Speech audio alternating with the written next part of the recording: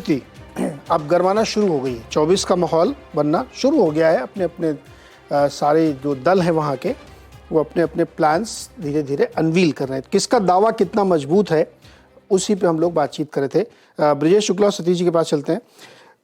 ब्रजेश जी, ground पे परिस्थितियाँ कुछ बदली हैं क्या इस नई सिचुएशन में? क्योंकि अगर सारे दल अलग अलग लड़ रहे हैं, जो कि अभी तक दिख रहा है, तो बीजेपी का जो दावा है वो काफी हद तक फिर उसी तरफ जाएगा जिस तरफ वो चाहते हैं।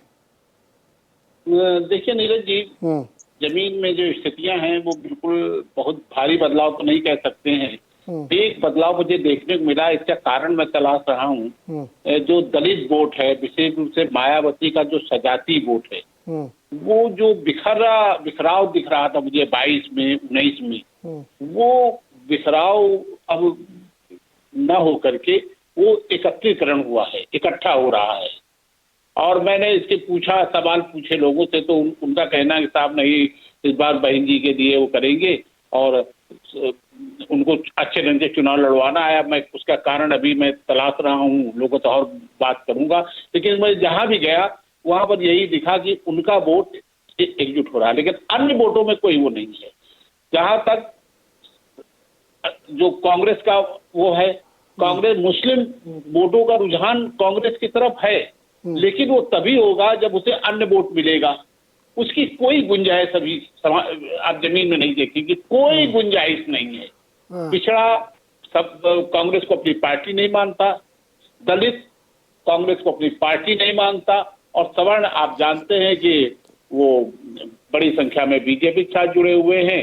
तो उसमें कोई बदलाव नहीं है। अब यदि जो लोग ये कहते हैं कि साहब हम कांग्रेस को ही वोट देंगे, जो लोग आकलन करते हैं, नहीं, जो लड़का दिखेगा बीजेपी से उसकी तरफ वोट जाएगा। ये नहीं है कि साहब वो बहुत निष्ठाएं ऐसी पैदा हो गई हैं, ऐसा कोई परिवर्तन नहीं दिखा है।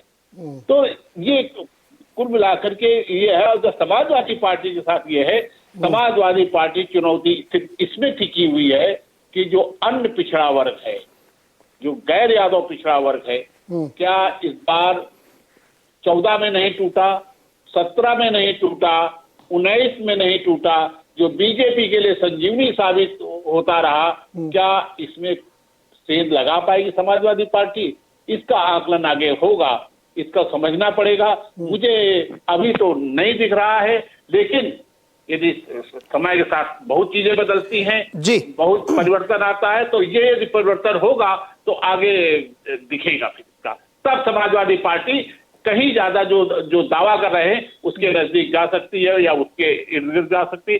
बाकी फिलहाल तो जो जहां वोट था वो उसी जगह मजबूती से बना हुआ है। हाँ, एक्चुअली परिस्थितियों में, नैरेटिव्स में तो बहुत बदलाव हुआ है। बहुत सारे जगहों पे, लेखों में, संपादकियों में, चैनल्स में, यूट्यूब चैनल्स में, नैरेटिव्स में तो बहुत बदलाव दिखता है। लेकिन ग्राउंड पे जो आपने विश्लेषण किया विजय जी, लगभग ऐसा ही है। सपा और कांग्रेस दोनों एक ही चीज पर आलंबित है कि ये हो जाए तो अपना काम बन जाए, कंडीशन सप्लाई वाला मामला है। लेकिन सतीश जी, बिल्कुल स्ट्रेट सवाल है सर, प्लीज आप इधर उधर मत घुमाइएगा। मायावती जी इतनी अनिच्छुक हैं, कभी कभार एक आध ट्वीट कर देती हैं, कभी कभार अब एक प्रेस कॉन्फ्रेंस भी उन्होंने की, प्रेस के सामने बात की। अब शुक्ला जी तो कह रहे हैं कि थोड़ा थोड़ा लौट रहा आपका वोट है, फिर भी ऐसा लगता नहीं है कि बसपा एकदम सीरियसली चुनाव को अभी भी ले रही है। क्यों? या कोई जैसे आरोप लगता है कि एक एसेट है, क्या है जी? एक बात मैं बताऊंगा कि उत्तर प्रदेश में जब से बीजेपी आई, इसी उत्तर प्रदेश जन समाज पार्टी कार्यकर्ता, जो मजदूर होते हैं, जो रोज कमाते हैं और रोज खाते हैं, उनके ऊपर बाकायदा मुकदमे दर्ज हुए। तो क्या बहुजन समाज पार्टी अपने तमाम कार्यकर्ताओं को सड़क के ऊपर उतार करके बीजेपी के सामने मोहरा बना करके पेश कर दे? आप मुझे बताइए ना, आंदोलन किसने किया? दूसरी बात, पिछले नगर निगम का चुनाव अगर आप देखेंगे, मेयर के चुनाव को छोड़ करके बाकी जो स्थानीय कस्बों के चुनाव है, वहां आप देखेंगे कि बीजेपी से लड़ने वाली सिर्फ बहुजन समाज पार्टी है। और जहां तक मैं शुक्ला जी की एक बात से बड़ा बिल्कुल सहमत हूं कि उत्तर प्रदेश की राजनीति में मुस्लिम किसको वोट देगा, इस निकाय चुनाव में यह भी सिद्ध हो गया। और कहीं ना कहीं बीजेपी के लिए अब ये बात बड़ी कठिन होगी, क्योंकि बीजेपी कहीं ना कहीं मुस्लिम वोटरों को आगे करके उनका एक गठजोड़ दिखा करके लोगों के बीच में एक भय का माहौल क्रिएट करती है। अगर मुस्लिम वोट, अब इस मुस्लिम वोटों का जिसे बिखराव ही कहिए आप, मुझे ऐसा लगता है कि अगला उत्तर प्रदेश का चुनाव कहीं ना कहीं जनमानस के मुद्दों के ऊपर होगा। उत्तर प्रदेश की जनता मनीष जी से ये जाकर के पूछेगी कि अपराधियों को अपराधियों से मिटाने का जो मॉडल योगी सरकार दे रही है, जहां उत्तर प्रदेश कहीं ना पुलिस नजर नहीं आ रही, ये सवाल भी रहेगा। और इसी उत्तर प्रदेश के अंदर यहां जहां बहुत सारा पश्चिम उत्तर प्रदेश में बहुत सारे किसान रहते हैं, बहुत सारे जाट समाज के रहते हैं, उनकी बेटियों के साथ किस तरह का बिहेवियर हो रहा, एक आदमी जो है जिसके अंदर पॉक्सो का मुकदमा दर्ज है, वो किस तरीके से सड़कों के ऊपर खुलेआम घूम रहा है, उसकी भाषा क्या है आप। और देखिए इसी उत्तर प्रदेश के अंदर जो ओबीसी है, कहीं ना कहीं उसको ये विश्वास था, अभी तक ये विश्वास था, क्योंकि 2014 में योगी जी ने, सॉरी मोदी जी की सरकार में जेटली जी ने ये कहा था कि जातीय जनगणना होगी, 100% होगी। लेकिन कहीं ना कहीं आज आप देखेंगे कि 21 आ गया, अभी तक भी सरकार जो है जातीय जनगणना को कराने से कहीं ना कहीं मुकर रही है। और अभी आप देखेंगे पिछले विधानसभा के चुनाव में तमाम देश के अंदर एक नया मुद्दा बना है कि जहां पेंशन योजना, पुरानी पेंशन योजना बहाली को लेकर के उत्तर प्रदेश में भी ये बहुत बड़ा मुद्दा है। तो कहीं ना कहीं आंतरिक विकास का मुद्दा क्यों नहीं पूछेंगे आप। देखिए ना, आपने हाईवे बना दिए, लेकिन जो आंतरिक विकास का आप मुद्दा देखेंगे, तमाम उत्तर प्रदेश की सड़कें, तमाम उसके पार, कहीं कहां है विकास, कहीं विकास दिखाई नहीं दे रहा ना। आप कहीं ना कहीं फाइलों के अंदर विकास दिखा रहे हैं। आप लखनऊ के अंदर बैठ करके चर्चा करते हैं कि इतने रुपए का इन्वेस्टमेंट हो गया। अरे आपने इतने एमओयू साइन किए ना, इन्वेस्टमेंट ये भी बताइए ना, उसको लगभग 6-7 महीने हो गए, गुजर गए, लेकिन अभी तक आपको ये नहीं आप बता पाए कि इतना आंकड़ा है, इतना सरकार के पास पैसा आया है, इतना इन्वेस्टमेंट आया। तो ये चीजें हैं। देखिए मेरा मानना ये है कि बीजेपी चाहे कितना भी कर ले, वो कहीं ना कहीं मुस्लिम मतदाताओं का भय दिखा करके अपने वोटर्स को इकट्ठा करना चाहती है, जनमानस के मुद्दों से भटकाना चाहती है। और नीरज जी, एक छोटी सी बात कहूंगा कि देखिए ये बिल्कुल गंभीरता से सोचना चाहिए कि आज की बीजेपी कल की कांग्रेस है, और जब कल कांग्रेस सत्ता में आएगी तो ये बीजेपी के तमाम लोग कहीं ना कहीं कांग्रेस के अंदर चला जाएंगे। सत्ता, इस देश का दुर्भाग्य है कि इस देश में सत्ता परिवर्तन होता है, इस देश में व्यवस्था परिवर्तन नहीं होता। जो पिछड़ा है, जो गरीब है, जो दलित है, उसके राइट्स कौन देगा? वो क्या सत्ता परिवर्तन? भाई साहब हेलो, एक मिनट, सतीश जी 4 बार मुख्यमंत्री रह चुकी हैं, क्यों नहीं व्यवस्था परिवर्तन करी आपने? नहीं, कहाँ नहीं हुआ, आप बताइए ना। क्या हुआ बताइए ना। तो कंप्लेंट किस बात की? फिर व्यवस्था परिवर्तन हो चुका तो कंप्लेंट किस बात की? हो गया ना व्यवस्था परिवर्तन, कर दिया आपने। देखिए मनीष जी ने एक बात कही, समाजवादी पार्टी के ऊपर एक आरोप लगाया। 2018 से लेकर के 2022 के बीच में इस देश में 2,82,000 दलित उत्पीड़न के मामले हैं, और उत्तर प्रदेश पहले नंबर पे है, 52,000 भाई साहब यही तो कह रहा हूं ना कि कमरे में, एसी कमरे में बैठ के चद्दर तान के सोने से और 2-4 ट्वीट कर देने से आंदोलन थोड़ी होता। व्यवस्था परिवर्तन के लिए पसीना बहाना पड़ता है। सतीश जी, नीरज जी कौन बहा रहा है पसीना?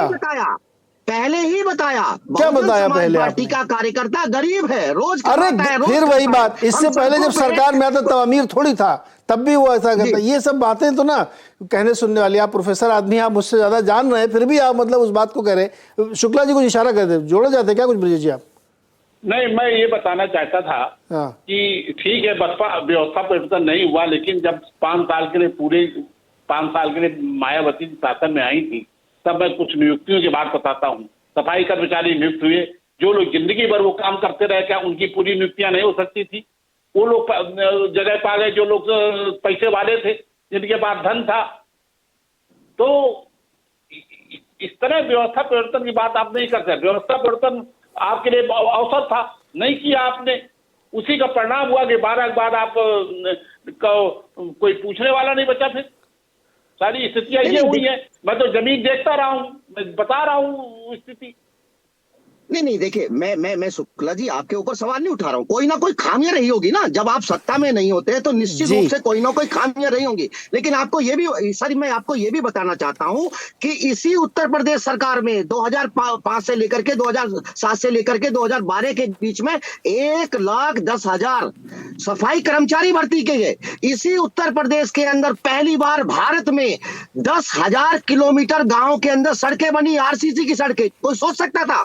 आप सोचिए, अरे सतीश जी सोचिए, आप कितना आप विकास का कार्यक्रम गिना रहे हैं, फिर भी चुनाव हार गए थे। इसलिए मैं कहता हूँ विकास से थोड़ी चुनाव कोई जीतता है। विकास से कोई चुनाव जीता? आपने 10,000 किलोमीटर सड़क बनवा दी, वोट दिया क्या आप? चुनाव जीतने के लिए सर विनाशकारी बातें नहीं करेंगे बिल्कुल। अब फिर हदोगे, अब विकास से भी नहीं जीत सकते, कैसे जीतेंगे आप? आंदोलन भी नहीं करेंगे, कैसे जीतेंगे? मैं तो वही जानना चाहता हूँ। आप सुनिए ना, मैं आंदोलन करने के लिए मना नहीं कर रहा सर, हूं, देखिए लेकिन ये मेरा सुनिए, ये सवाल है ना सर, ये सवाल है। सवाल ये भी है, लोगों के ऊपर मुकदमे है ना, मुकदमे है ना सर। रोज कमाने खाने वाला आदमी जो जाकर के सड़क के ऊपर मुकदमा जाकर के करे, उसके ऊपर मुकदमा हो जाए, वो जेल में चला जाए, उसके बच्चे भूखे मरे, यही उत्तर प्रदेश में हुआ है ना। ये सामंतवादी सोच हुई है। और दूसरी बात, आप मुझे एक बात बताइए कि अगर सुनिए नहीं, अभी सुनने का टाइम नहीं है। लगभग जिन लोगों ने मैं बहुत कड़े शब्द इस्तेमाल कर रहा हूँ, कोट एंड कोट, जिन लोगों ने उन गरीब मजदूरों की ठेकेदारी ले रखी, वो क्या करते हैं? वो क्या कर रहे हैं पिछले 8-10 साल से? मुझे बताओ ना फिर आप। देखिए, सत्ता में मोदी जी है ना, सत्ता में मोदी जी। अरे जिनके पास वो ठेकेदारी है, सुनिए, जो दलितों के नेता बने घूमते, वो क्या कर रहे हैं? सुनिए, गरीब मजदूर के नेता बने, वो क्या कर रहे हैं? सो रहे हैं क्या वो? नहीं, मैं मेरे को नहीं सुनना है, ये आप बात को घुमा दे रहे हैं। सुनिए, हमने क्या किया ये बताता हूँ ना। हमने क्या किया?